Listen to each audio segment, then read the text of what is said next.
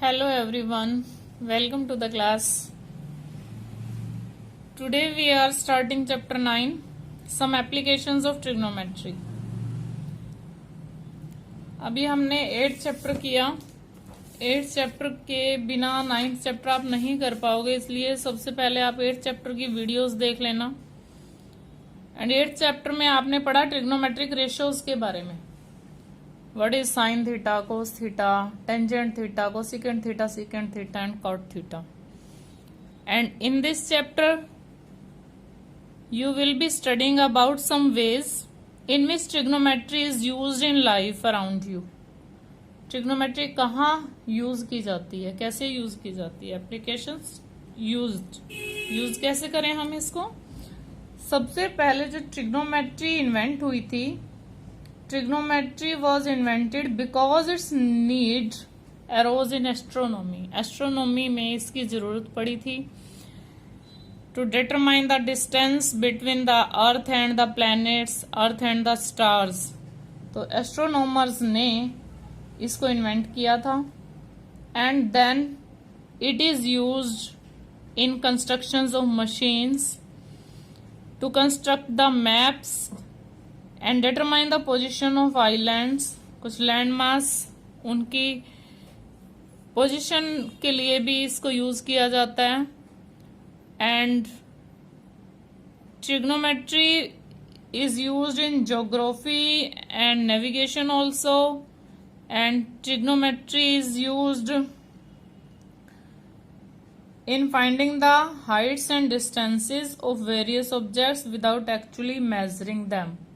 तो हाइट्स और distances find out करने के लिए हम इस चैप्टर में इसका यूज करेंगे. और वेरियस ऑब्जेक्ट्स, टावर भी हो सकती हैं, बिल्डिंग हो सकती हैं, एंड मैनी थिंग्स, पोल वगैरह.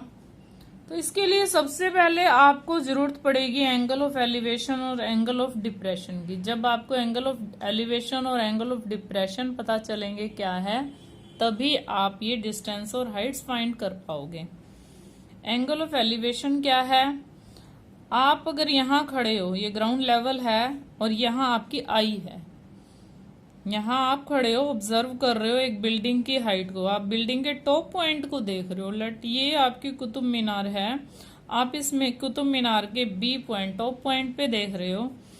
तो यहाँ आई की जो हॉरिजॉन्टल लेवल है, आई का हॉरिजॉन्टल लेवल, और जहां आप जिस पॉइंट को, आई से आप टॉप पॉइंट को, जिस पॉइंट को देख रहे हैं, that is called I of sight, line of sight. Line of site और हॉरिजॉन्टल एंगल के बीच, लाइन के बीच में जो एंगल बनेगा, let it is theta, this is called angle of elevation. अगर आप नीचे से ऊपर देख रहे हो, angle of elevation. In simple language, अगर आप नीचे से ऊपर देख रहे हो, आप यहां खड़े हो, ग्राउंड लेवल ये है, ये आपकी हाइट है. तो ये हॉरिजॉन्टल लेवल आई का और ये line of sight, line of site के बीच में जो एंगल बना है, that is called angle of elevation. नीचे से ऊपर देखते हो तो एंगल ऑफ एलिवेशन बनता है. अगर ऊपर से नीचे देखते हो, अब आप यहां खड़े हो, बिल्डिंग के टॉप पे आप खड़े हो, और आप यहां देख रहे हो, इस आपके घर के बिल्डिंग के टॉप पे आप खड़े हो और यहाँ एक कार जा रही है रोड पर, या कहीं आपके घर के नीचे से कार जा रही है, आप उस कार को देख रहे हो. तो ऊपर से नीचे देखने पे जो एंगल बनता है, किस किस के बीच में, वही आई का horizontal level and line of site के बीच में. आई की हॉरिजॉन्टल लेवल लेना ही है, और ये अब थीटा है, this is called angle of depression. अगर आप ऊपर से नीचे देखते हो तो एंगल ऑफ डिप्रेशन बनता है, और अगर आप नीचे से ऊपर देखते हो तो एंगल ऑफ एलिवेशन बनता है. अगर ये बात समझ में आती है तभी हम आगे सम करते हैं. एंगल ऑफ एलिवेशन कब बनता है? जब आप नीचे खड़े हो और ऊपर देख रहे हो. और एंगल ऑफ डिप्रेशन कब बनता है? जब आप ऊपर खड़े हो और नीचे देख रहे हो. तो हॉरिजॉन्टल लेवल का आपको ध्यान रखना है, आई का हॉरिजॉन्टल लेवल लेना है, और eye line of sight, line of sight, यहाँ भी लाइन ऑफ साइट, यहाँ भी लाइन ऑफ साइट, यहाँ भी हॉरिजॉन्टल लेवल, यहाँ भी हॉरिजॉन्टल लेवल. ऑब्जेक्ट इसमें नीचे होता है, इसमें ऊपर होता है. इसमें आप ऊपर होते हो, इसमें आप नीचे होते हो. क्लियर है? एंगल ऑफ एलिवेशन कब बनता है? जब आप नीचे खड़े हो, ऊपर कोई चीज देख रहे हो. जब आप ऊपर खड़े हो, नीचे देख रहे हो, तो एंगल ऑफ डिप्रेशन बनता है.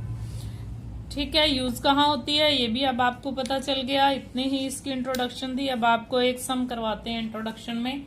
ए tower stands vertically on the ground.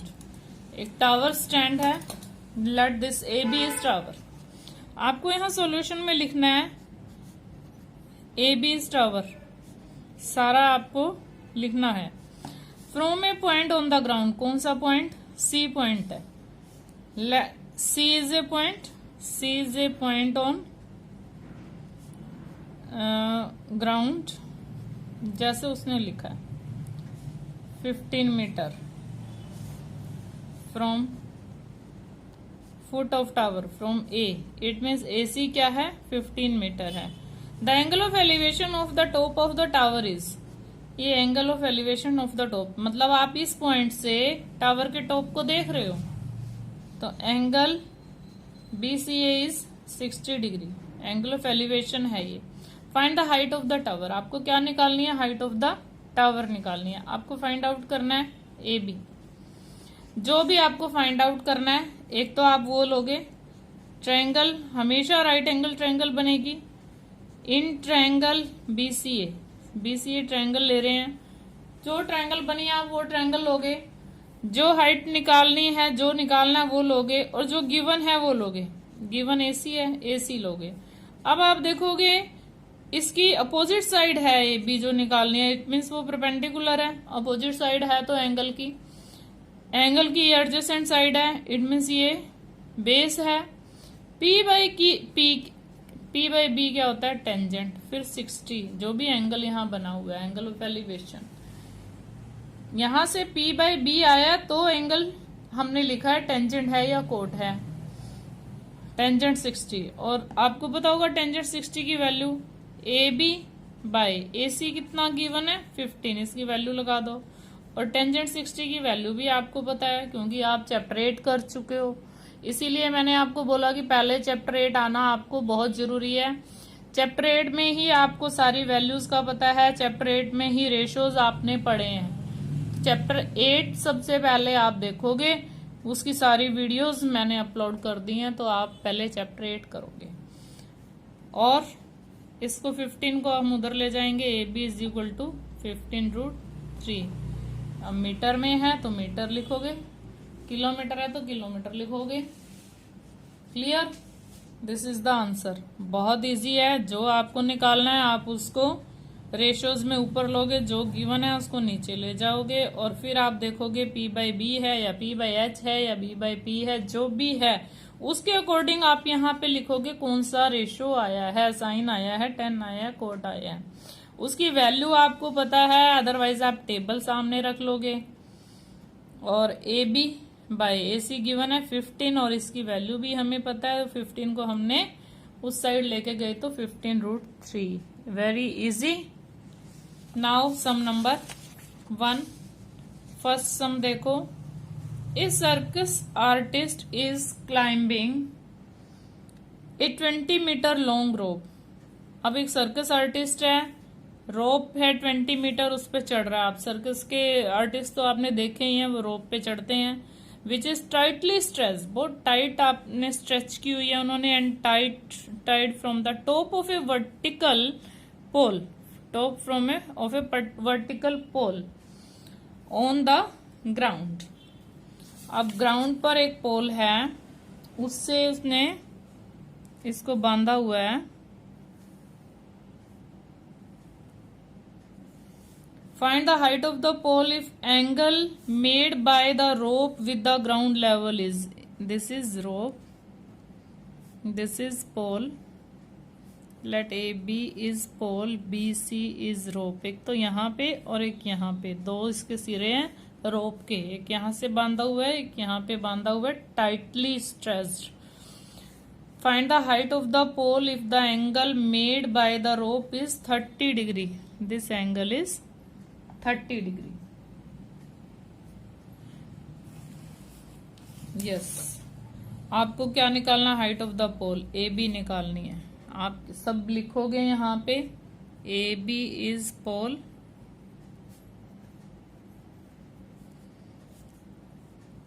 और ये 20 मीटर भी दी हुई है रोप। BC is rope,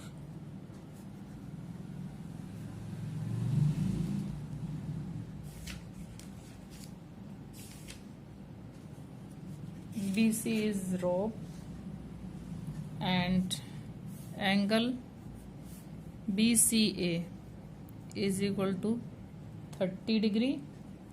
अब आप राइट एंगल ट्रायंगल लोगे, in right angle triangle which BAC, एक का एंगल तो हमेशा 90 ही होगा, इसमें एक एंगल आपको साइड देखो। अब आपको कौन सी साइड गिवन है, हाइपोटेन्यूज गिवन है, 90 के सामने की साइड गिवन है।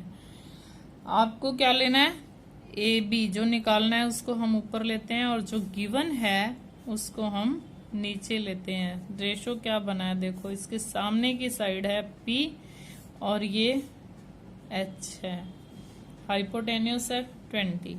P/H क्या होता है, साइन थीटा। थीटा कितना है 30 degree.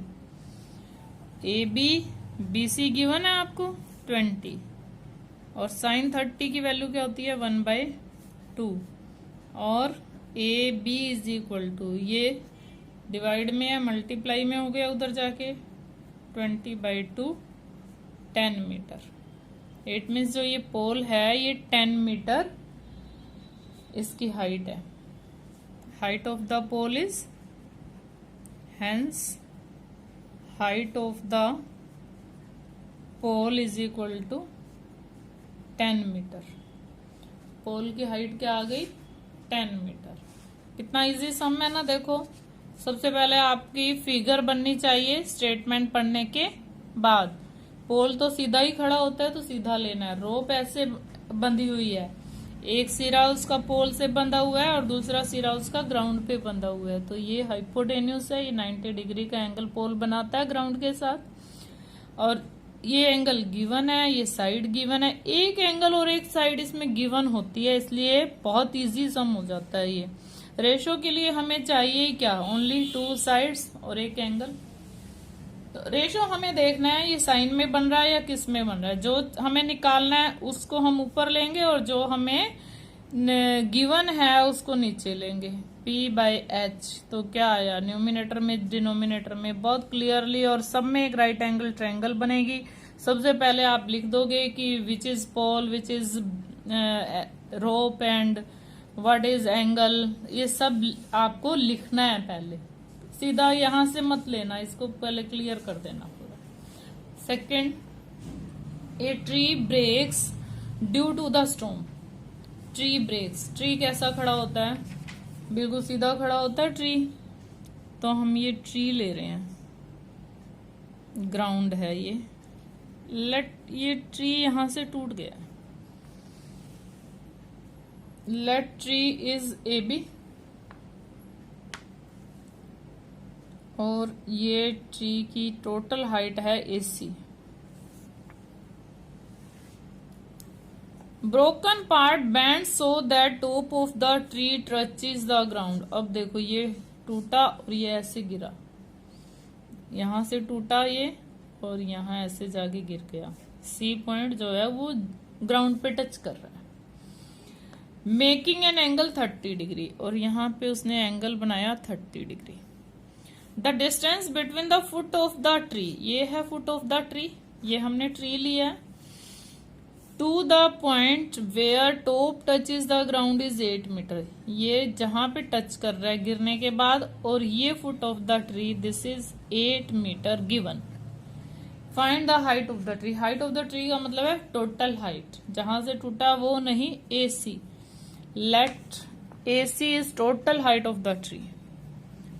Let AC is total height of the tree. हमें ये टोटल हाइट ही निकालनी है, AC निकालना है, टोटल हाइट निकालनी है। और वो टूटा कहाँ से है, B पर से टूट गया है। तो हम इसका लिखते हैं, ट्री इज ब्रोकन, कहाँ से टूटा है लिखो, tree is broken at point B। Point B से टूट गया है और ये जो C पॉइंट है ये ग्राउंड को टच कर रहा है। and make an angle BCA with the ground। तो ये ग्राउंड के साथ एंगल बना रहा है 30 degree is equal to 30 degree. अब एक राइट एंगल ट्रायंगल बन रही है, देखो कौन सी ट्रायंगल बन रही है, right angle triangle ABC, triangle ABC। आप मुझे बताओ क्या निकालना है आपको, AB भी निकालना है और BC भी निकालना है। फाइंड आउट क्या करना है, AC फाइंड आउट करना है। AC निकालने के लिए आपको AB और BC दोनों की नीड है। आपको चाहिए AC मीन्स AB और BC दोनों ही आपको निकालने हैं, तो 2 टाइम्स आप ट्रायंगल लोगे या 2 रेशियोज लोगे। AB निकालना है तो AB को हमने रखा ऊपर और AC गिवन है, AB by AC। What is AB, opposite side है तो P। What is AC, adjacent side है तो B। P बाय B क्या होता है 10 और एंगल कितना है 30 डिग्री। Very easy. तो AB बाय AC कितना है 8 और 10-30 की वैल्यू आपको लर्न है। टेबल आपने 8.2 की थी, 8.2 जिसने किया उसको तो सारी वैल्यूज लर्न हो गई होंगी। अब आप इस 8 को उधर लेके जा रहे हो और AB is equal to 8/√3। But ये ना नीचे इरेशनल नंबर अच्छा नहीं लग रहा ना, तो हम इसका रेशनलाइज कर देते हैं। तो 8√3/3, √3 एंड √3 बाय 3। क्लियर। अब हम देखते हैं BC निकालना है अब हमें। इसी ट्रायंगल में BC बाय AC, BC क्या है हाइपोटेन्यूस और AC क्या है बेस। H बाय B क्या होता है याद करो, सेकेंड 30। Very good. तो सेकेंड 30 अब आप देखो कितना है, सेकेंड 30 की वैल्यू क्या होती है, सेकेंड 30 की वैल्यू पहले BC by 8 is equal to 2/√3। Cos 30 की वैल्यू होती है √3/2। साइन 30 की वैल्यू क्या थी 1/2, तो कोस 30 की वैल्यू √3/2 और कोस 30 से आप सेकेंड 30 की अपोजिट कर दोगे, उसका रेसिप्रोकल ले लोगे। और BC इज इक्वल टू, अब ये 8 यहाँ जाके मल्टीप्लाई हुआ, 8 2 जा 16√3। इसको भी हम रैशनलाइज कर देंगे, 16√3/3। अब हम क्या कर रहे हैं AC निकालना है हमें, टोटल हाइट निकालनी है AB plus BC। Total height निकालनी है AB प्लस BC। AB कितना है 8√3/3 और BC कितना है 16√3/3।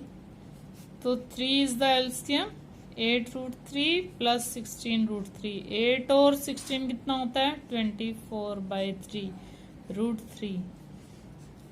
3 8 जा 8 मीन्स जो ट्री की टोटल हाइट है वो है 8√3। आप यहाँ लिखोगे टोटल हाइट ऑफ ट्री, जो आपको निकालना है वो लाइन लास्ट में जरूर लिखोगे। Total height of tree is equal to 8√3 metre. क्या किया हमने, AC टोटल ट्री की हाइट ली है और B से tree broke and make an angle 30 degree with the ground, ऐसे गिरा है।